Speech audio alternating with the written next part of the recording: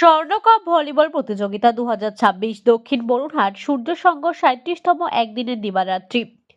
উত্তর 24 পরগনা বসিরহাট মহকুমার হাসনাবাদের দক্ষিণ বরুণহাট সূর্য সংঘের পরিচালনায় একদিনের দিবারাত্র স্বর্ণকাপ এই প্রথম সুন্দরবনের প্রত্যন্ত এলাকায় ইটালি, শ্রীলঙ্কা, উড়িষ্যা থেকে প্লেয়ার এবং এই প্রথম দক্ষিণ বরুণহাট সূর্য সংঘের মাঠে বিশিষ্ট সমাজসেবী ফিরোজ কামাল গাজী ওরফে বাবু মাস্টার এবং হাসনাবাদ থানার ভারপ্রাপ্ত আধিকারিক এবং সূর্যের সঙ্গে সভাপতি হাফিজুর রহমান শুভ উদ্বোধন করে ফিতা কেটে 8 দলীয় এই ভলিবল টুর্নামেন্টে প্রথম পুরস্কার 1 লক্ষ টাকা এবং সদস্য ট্রফি এবং দ্বিতীয় পুরস্কার 80,000 টাকা সহ সদস্য ট্রফি। ভলিবলের জন্য নিজেও যে সময় ভলিবল খেলাটা উদ্ভাবন করেছেন নিজেও জানতেন না তার আজকে অত্যন্ত গ্রাম এলাকায় সূর্য সংঘের ব্যবস্থাপনায় যে ভলিবল খেলাটা আয়োজন হয়েছে এবং একটা পরিবেশে প্রচুর মানুষ উপস্থিত হয়েছে আরও প্রচুর মানুষ উপস্থিত হবে।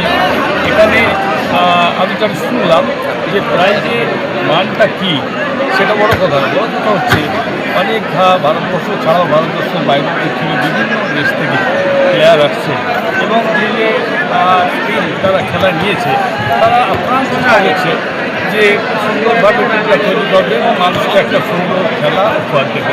এর চেয়ে ভালো কিছু আর দিতে পারে। Thank you sir. তো আজকে সেই তুলনায় প্রচুর মানুষ, একটা হিউজ মানুষ আসবেন অন্যান্য বছরের তুলনায়, তো সেদিকে সামলানোর জন্য ঠিক কী ভাবছেন? বিগত বছর